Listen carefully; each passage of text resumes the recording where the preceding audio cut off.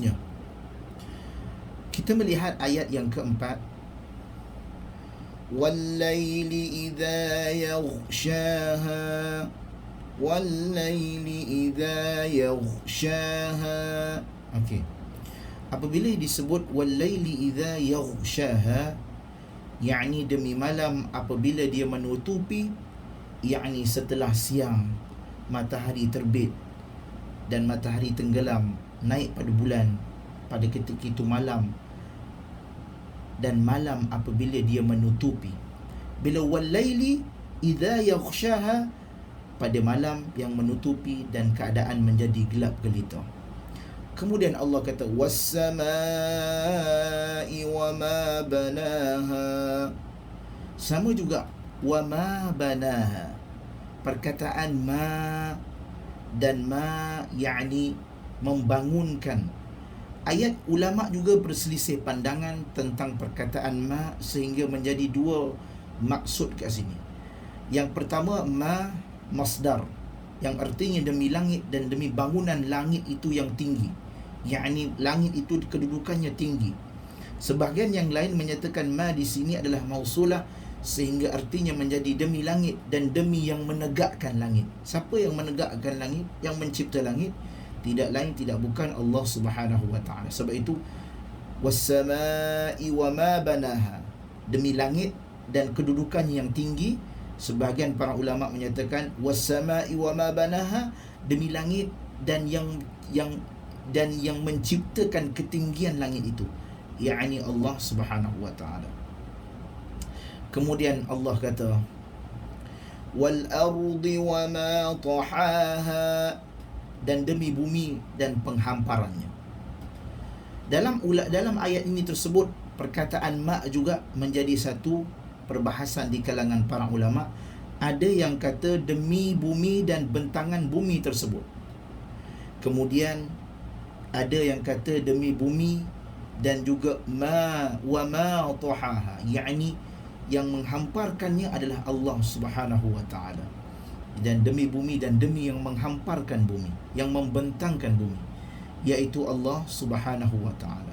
Ini yang seterusnya. Apabila kita dapat lihat ke semua ayat-ayat ini, kita dapat jadikan bahawasanya wa nafsi wa ma sawaha, dan demi jiwa serta penyempurnaan ciptaannya. Kesemua ayat-ayat ini kalau kita lihat, dia menjadi satu pemikiran kepada kita bahawa setiap kehidupan ini ada pasangan. Sebab itu inilah beberapa sumpah yang Allah sebutkan di bahagian-bahagian awal yang surah. Jika diperhatikan dengan lebih lanjut, akan dijumpai bahawasanya Allah menyebutkan makhluk-makhluk itu secara berpasangan. Sebab itu pada ayat yang pertama, wasyamsi wadduhaha, demi matahari dan demi waktu duha, pasangan dia. Kemudian Allah ciptakan demi malam, demi bulan dan demi malam, demi kegelapan, demi siang, ada kelebihan-kelebihannya. Oleh sebab itu, kalau kita lihat pada ayat pertama, ayat yang kedua, secara berturut-turut Allah menyebutkan tentang matahari dan bulan. Kemudian ayat yang ketiga dan ayat yang keempat Allah menyebutkan siang dan malam. Ayat yang kelima dan ayat yang keenam Allah menyebutkan langit dan bumi. Seakan-akan Allah ingin menjelaskan bahawa segala sesuatu itu berpasangan. Begitulah juga dengan jiwa. Ada jiwa yang baik dan ada jiwa yang buruk. Oleh kerana itu Allah bersumpah dengannya, wa nafsi wa ma sawaha, demi jiwa dan penyempurnaan ciptaannya. Sebab itu bila Allah sebut jiwa, nanti pada ayat yang seterusnya Allah kata apa? Pada ayat yang seterusnya Allah kata fa'alhamaha fujuraha wa taqwaha. Cuma kita tak bincang yang ni lah. Allah dalam jiwa itu, kalau kita lihat tafsir, dalam fa'alhamaha fujuraha wa taqwaha, ada jiwa yang dua jalan, fujuraha wa taqwaha, yang baik dan yang buruk dan jalan yang baik. Ada choice kat situ. Ada jiwa yang diberi fujuraha wa taqwaha, yang buruk dan yang baik. yang bertakwa. Okey. Cuma kat sini kita lihat, kita tak bincang dulu, cuma kita bincang yang ini. Yang ini berkaitan tentang inilah beberapa sumpah yang Allah sebutkan pada awal surah. Bila kita sebut perkataan wan nafs, yang ini bermaksud jiwa. Jiwa merupakan perkara yang amat tidak boleh diketahui hakikat dan rahsianya. Oleh tatkala itu orang-orang kafir bertanya kepada Nabi tentang ruh. Maka Allah Subhanahu wa taala berfirman, "Wa yas'alunaka 'anir ruh." Dan mereka bertanya Muhammad tentang ruh. "Qulir ruhu min amri rabbi wa ma utitum minal ilmi illa qalila." Ruh ini termasuk dalam urusan Tuhanku, yang ini termasuk dalam urusan Allah, sedangkan kamu tidak diberikan pengetahuan kecuali hanya sedikit sahaja. Oleh sebab itu bila kita berbicara tentang ruh, disebut tentang ruh, yakni bila orang dah meninggal, bila sebut tentang ruh, para ulama berbeza pandangan tentang bagaimana keadaan kita nanti bila kita mati. Disebut, saya pernah mendengar ceramah Maulana Asri Yusof. Dia kata ini perbahasan, sebab banyak lagi pandangan. Di antara perbahasan yang menarik disebut adalah tentang ruh ini terbahagi. Ruh, nafs dan jasad. Ruh, nafs dan jasad. Bila kita mati, jasad kita akan berpisah dengan ruh dan nafs. Jasad kita akan berpisah dengan ruh dan nafs.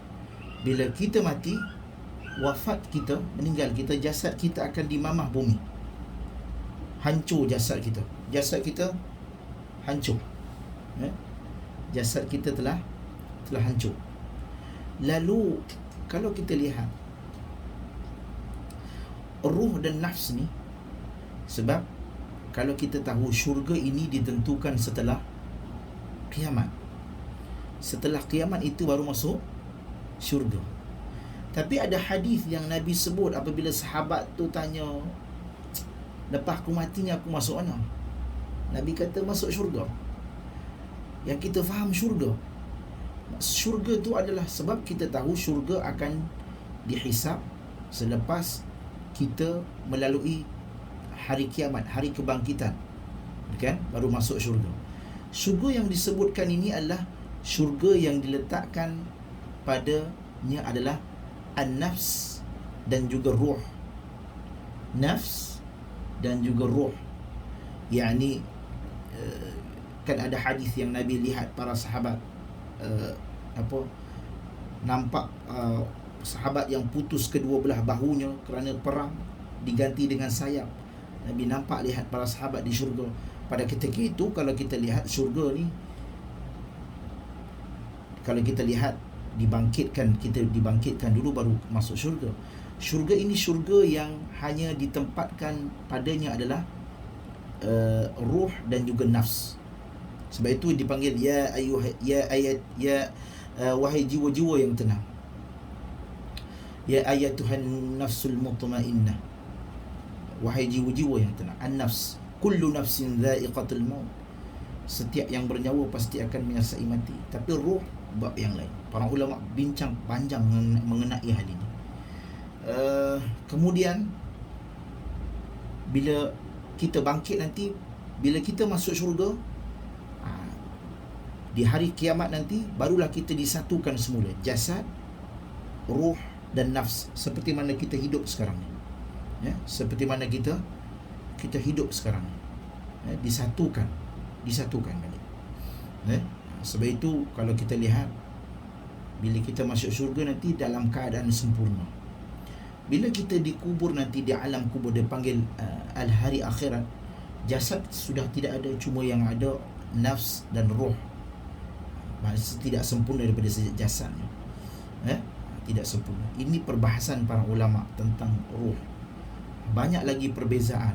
Kalau kita baca kitab Ibnu Qayyim tentang ruh, banyak pandangan-pandangan, itu baru sedikit. Sebab dia kata yas'alunaka 'anir ruh qulir ruhu min amri rabbi. Ruh ini termasuk urusan Tuhan. Cuma kita dapat tahu sedikit, itu pun sedikit. Itu pun para ulama membahaskan panjang.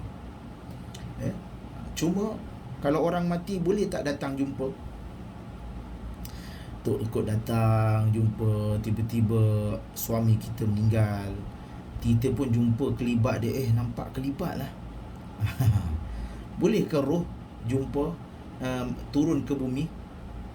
Apa itu perbahasan di kalangan para ulama. Boleh tak roh balik-balik ke bumi, tengok anak isteri? Boleh ke tak? Jawapannya tidak boleh. Habis siapa yang jumpa tu?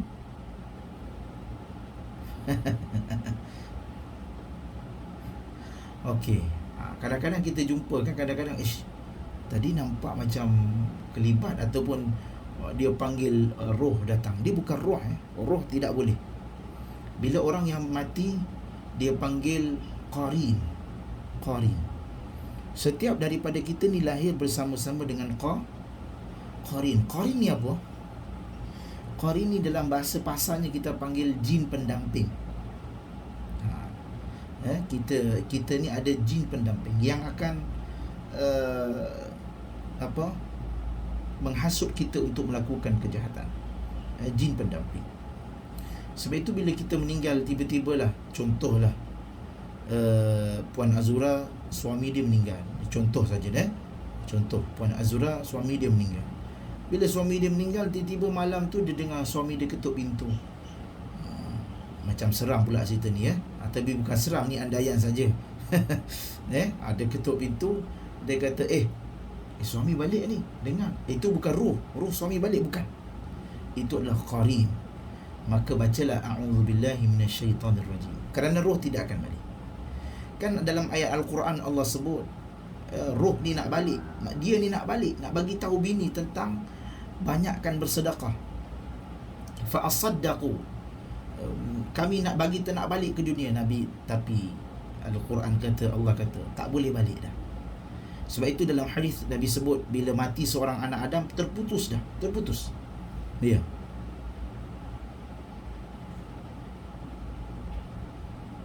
qarin tak? Dia okey, para ulama berbahas tentang isu qarin ini. Para ulama berbahas tentang isu qarin. Kalau anda kata kita meninggal, kat mana dia? Okey, dia ni antara satu penciptaan yang Allah berikan